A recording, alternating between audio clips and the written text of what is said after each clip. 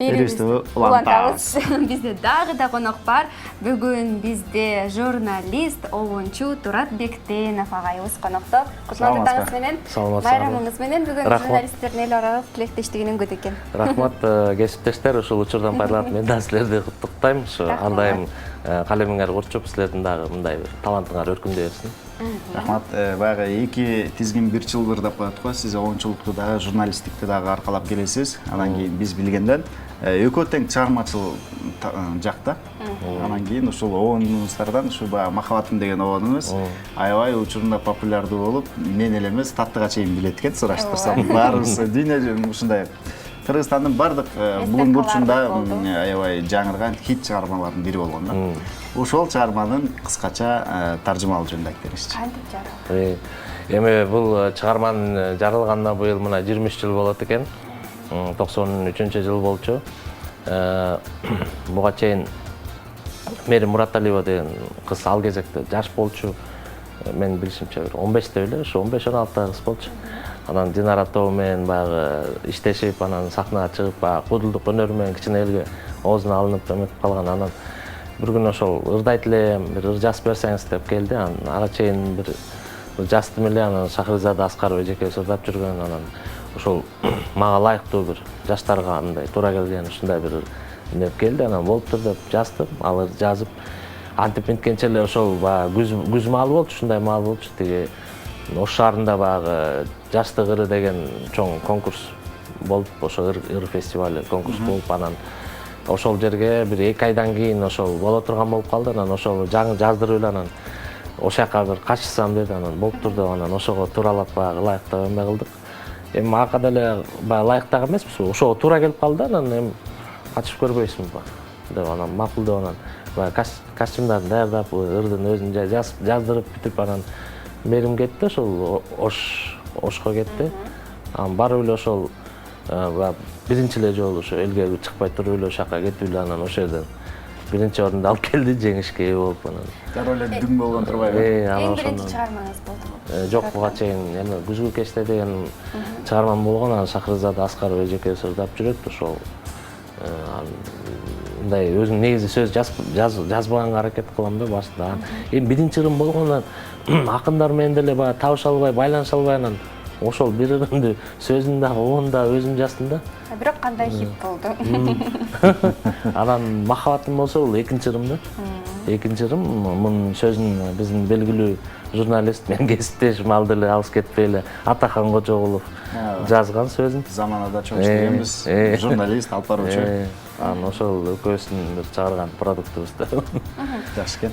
Эки жумушту бирдей алып кетет экенсиз. Сиз негизи эле журналистиканы кесип катары көрөсүзбү же обончу? Эми обончулук мен үчүн мындай эми хобби катары болуп калды болуш керек. Көңүлгө жаккан иш болот го. Анда-санда ошондой эле болуп калды да. Баягы негизги жумушум ошо журналистика болуп калды. Ошо журналистика менен кеттим да. Журналистика жаатында сиздин деген Швейцарияда иштегениңизди билебиз. Ошол тууралуу да айтып кетсеңиз, кантип Швейцарияга барып калдыңыз, кантип ал жака жумушка кирип калдыңыз? Эмнеге Кыргызстанда эмессиз азыр? Ушундай кыйын чыган журналисттер эмнеге Кыргызстанда эмес азыр? Эми бул деген да тагдырдын буйругу экен. Ошол учурунда Пирамида телеканалында баягы башкы редакторлук кызматта отурдум. Андан тышкары баягы өзүм түз эфирде өзүм передачаларым, көрсөтүүлөрүм бар болчу. Ошону алып барып жүрдүк. Анан күндөрдүн биринде баягы диктатордук режим орноду, кан төгүүлөр болду Бакиевдин бийлиги менен. Анан биз ага каршы турдук, ачык айтып, элдин мындай көйгөйүн баягы болуп аткан басып алуулар, киши өлтүрүүлөр, ошонун баарын ачык айткан жападан жалгыз көз карандысыз Пирамида телеканалы болду. Албетте анан ошол негизинде басым кысымдар болду, уртокмук калды. Эми ал кайгылуу күндөрдү бүгүн айтпай эле коелу. Кыскасы ошондон улам кеткен. Ошондон кетүүгө мажбур болуп, ошол жакта жашап калганына быйыл 10 жыл болду. Башында кыйын болду, ал жака барып баягы өзүң журналистика деген эми бул эмне деген тилди талап кылат. Мен ага тил жок эле баргам, бир дагы 1-2 сөздү баягы билсем французча, калган билбейм эчтеке. Анан тилди үйрөнүш керек болду. Анан тилди үйрөндүм. эми тилди үйрөнүп мындай сүйлөгөн күндө дагы журналист болуп иштеш өтө эле кыйын да. Башка өзү баягы жергиликтүү берде деле мына кыргыздар кыргызча сүйлөгөн менен ар журналистиканы алып кетип ошончолук жазып ошондой деңгээлде эметиш кыйын да. Анан бирок болбой эле баягы тырышып эле жасашым керек деп эле анан тез арада эле баягы үйрөндүм тилди, үйрөнүп эме өзүм баягы эметип анан кийин жана документалдык фильмге кириштим биринчи жолу тобокелге салып мындай деп. Анан ошо бельгиялык Доминик Энри деген режиссер бар.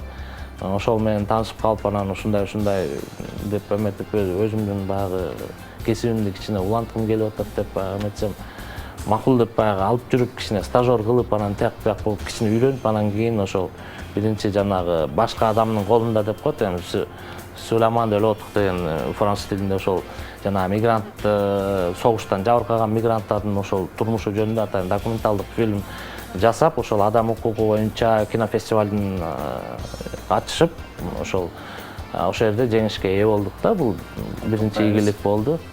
Ошол андан кийин дагы бир документалдык фильм жараттык. Андан кийин могу Кыргызстанга биздин ошол Швейцариядагы режиссер аял ошол биякта бир аял келип ошо баягы боз үйдүн эле дагы шартында Швейцариянын кадимки сырын жасаганды үйрөтүп, анан ошол аял бияка келип жасады, анан ошол жөнүндө тарткым келип атат. Сен жардам бербейсиңби деп калды. Ал менде Швейцариядагы мен өзүм учурда Швейцариядагы журналисттер союзунун мүчөсүмүн.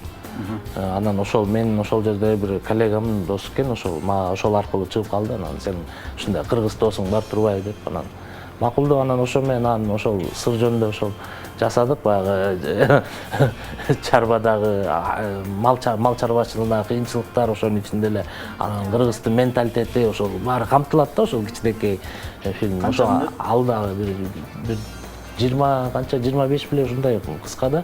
Ал дагы биринчи эмеге катышып ошо Болгарияда болду кинофестиваль. Ал жерде биринчи Францияда болду. Францияда Гренобльде болду. Ошол жерден баягы ошол именно ошол айыл чарба, мал чарбанын эмелери турмушу жөнүндө чагылдырган кинофестивалдын алкагында ошо гран-прини алды. Ошону алып, анан кийинки жылкыга ошол жюринин төрагасы болуп ошону эме болду. Аз амансыз. Куттуктайбыз. Анан тышкары ошол биякта Атабейт, биздин Атабейт боюнча радиофильм даярдадык. Эми бул айтылган эменин баары баягы Швейцариянын, Франциянын, Германиянын, Канаданын биринчи каналдарынан кетти да бул фильмдер. Радиофильм ошол Атабейт жөнүндө да жаздым. Ушундай да кыскасы дагы. Ал эми чыгармачылыктын экинчи багытына токтолуп өтөлү, бир аз кыскачараак айтып өтсөңүз. Акыркы чыгарган ободуңуз кайсы болду? Чыгардыңызбы Швейцарияда? Чыгара элекмин баягы. Билбейм эми. Мага бир обон чыгарып берсеңиз жакшы болот эле, мындай бир. Макулбу? Макул. Аябай шаңдуу бир обон чыгарыш Эми керек. тияка кеткенден бери, кеткенге чейин деле айтып атпайм, жана турмуштун оош кыйышы болду бу жерде. Абал, саясий абал турукташпай баягы нам болсо ырда болот дегендей тынчтык орнобой анан ошол кичине саясатка жакындашып кетип ошо менен калып кетти да. Эми балким жакын арада дагы аракет кылабыз. Келип, таң эрте келип ушундай кызыктуу жана сонун маек куруп бергениңиз үчүн ыраазычылык билдиребиз. Сиздин да калемиңиз курчуй берсин. Бүгүнкү майрамыңыз кут болсун. Кайсыл жерде болбоңуз, баягы чыныгы журналист болуп жүрүңүз. Чыныгы журналисттер баягы биз билгенден журналисттин этикасы боюнча болуп аткан нерсени болуп аткандай чагылдырууда. Ошондой биз сыймыктанган агайларыбыздан болуп жүрөбүз. Ар дайым биз үчүн үлгү болуп жүрөриңиз, жаштар үчүн. Чоң рахмат сизге. Силерге да ийгилик каалайм. Рахмат. Келип туруңуз.